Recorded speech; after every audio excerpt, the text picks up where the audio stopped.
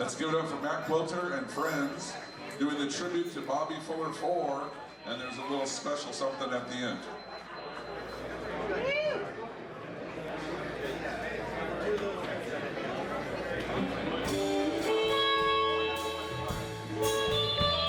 Good afternoon. Give yourselves a hand. You guys are the survivors of 3 days of non-stop heavy reverb immersion. I want to thank John Paul for that fabulous interview with Bob Dowley. That was a real treat. We are the mighty BFFs, which stands for not Best Friends Forever, but Bobby Fuller 4. This is what you might call the breakfast show. The tune that you're hearing is a very cool little ditty that Bobby wrote early on before he became famous for his vocal numbers. But we're going to go on a deep dive into his intro stuff. It turns out he was a heck of a surf guitar player, and you're going to hear some songs and go, hey, I know that song. That Eddie Angel wrote that song. Bobby Fuller wrote it. At any rate, we're going to kick it off with a classic called Thunder Reid.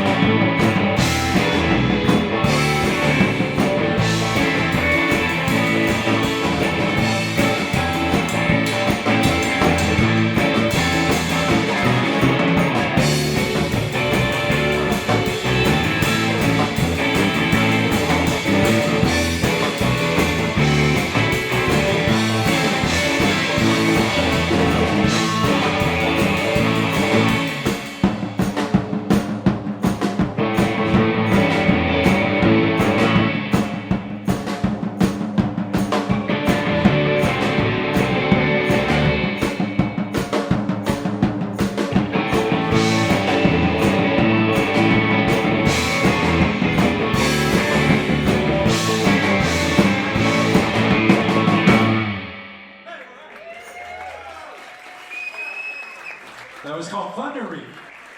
Hey, we got a very, very special surprise for you guys. We are going to invite up on stage one of the great rock and roll historians of all time, at least in this building right now, Mr. Domenic Priore. He's going to give you a little background on Bobby Fuller. You know, frankly, you know, we love his music, but we didn't really know a whole lot about the guy. And it turns out Domenic has a heavy Bobby Fuller connection. So come on up, Domenic, and fill us in.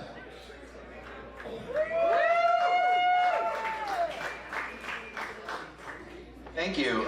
Okay, so I'm supposed to tell a little bit about Bobby Fuller's history, and he's from El Paso, Texas, and he was really into Buddy Holly.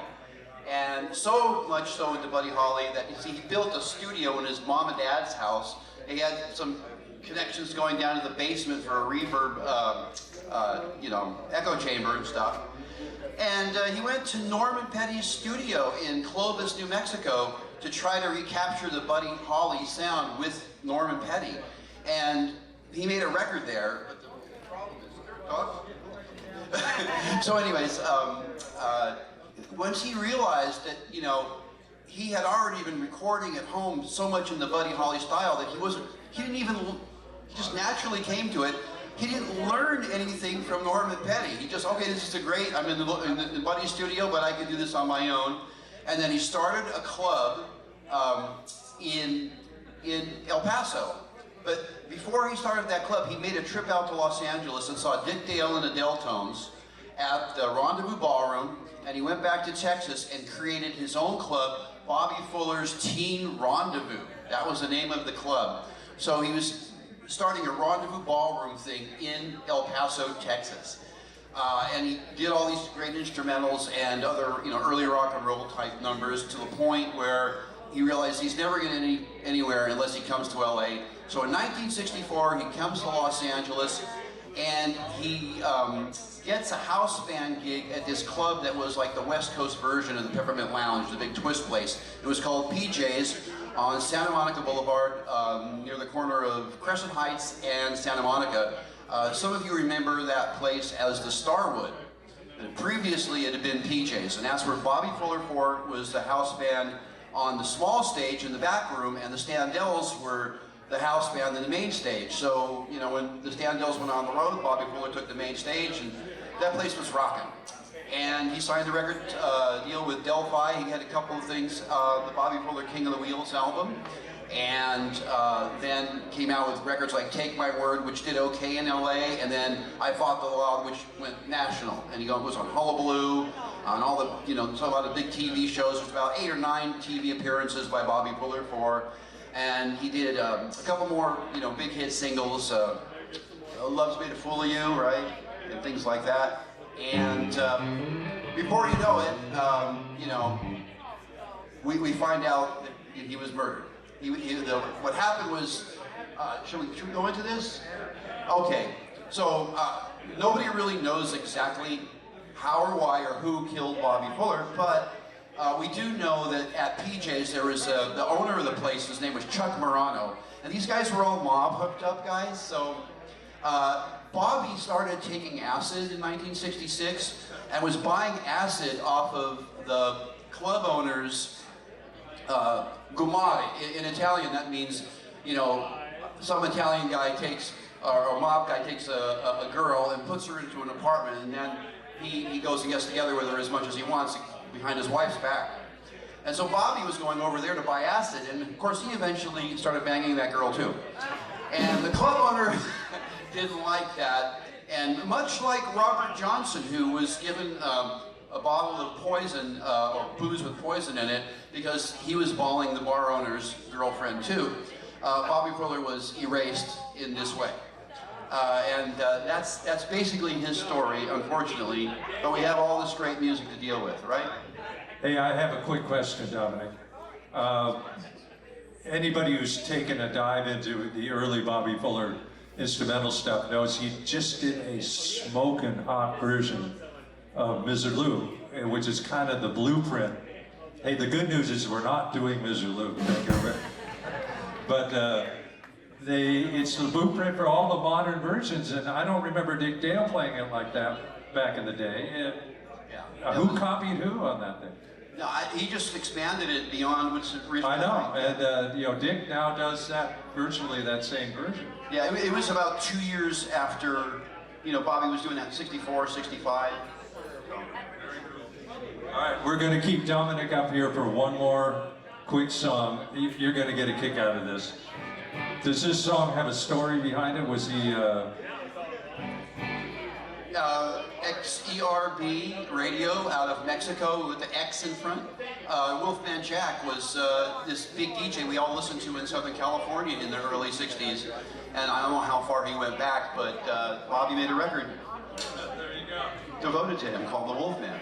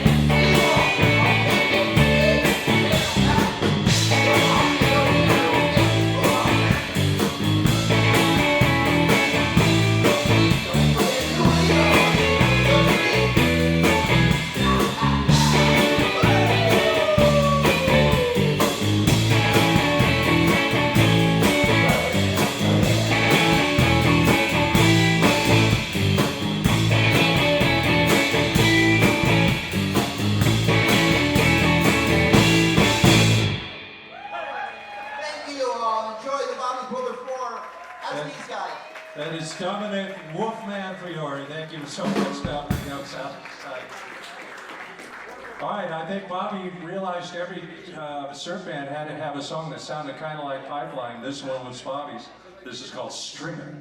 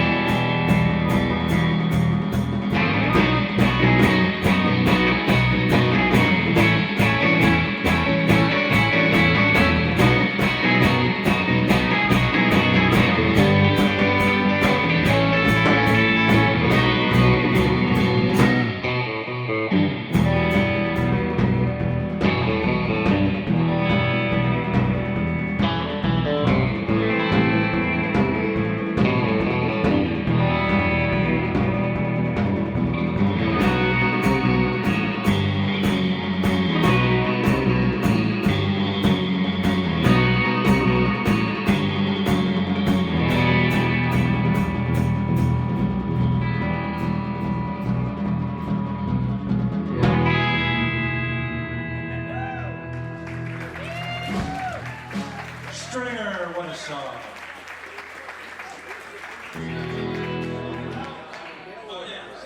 right, here's another song that we all thought that, hey, Noki Edwards wrote this or somebody else wrote this. Turns out Bobby Fuller wrote it. It's been covered many times on many albums. This is the original version called the 2,000 Pound Bee. We hope you like it.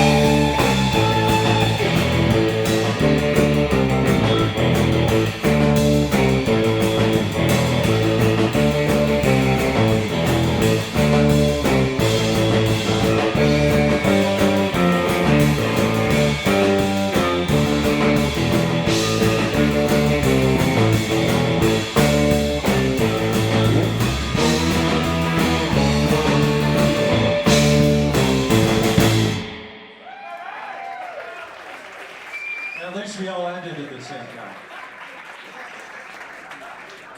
All right, this next song is arguably Bobby's biggest hit of the instrumental era. And we should have done what the astronauts did last night, or the astronauts. Invited everybody up on stage to play this because it's, you know, it's kind of a Baja-esque little tune. But you guys know it, you love it. This is called Our Favorite Martian.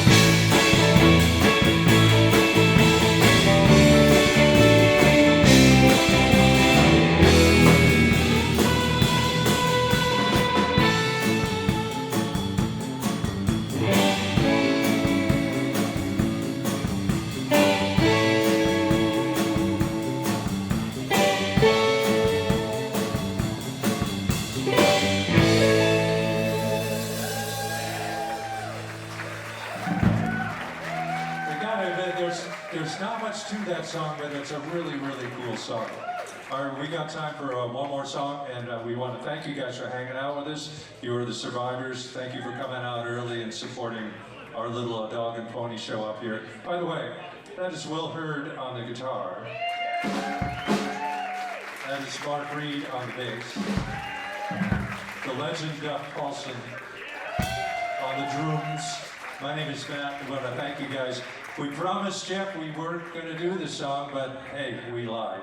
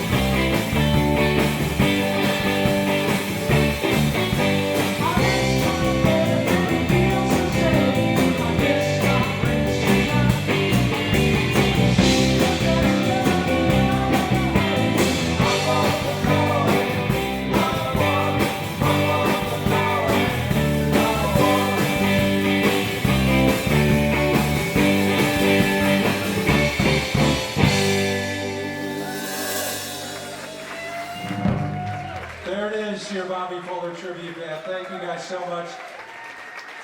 Wait a minute, we're not actually done. And we're not going to do Miserly, we promise.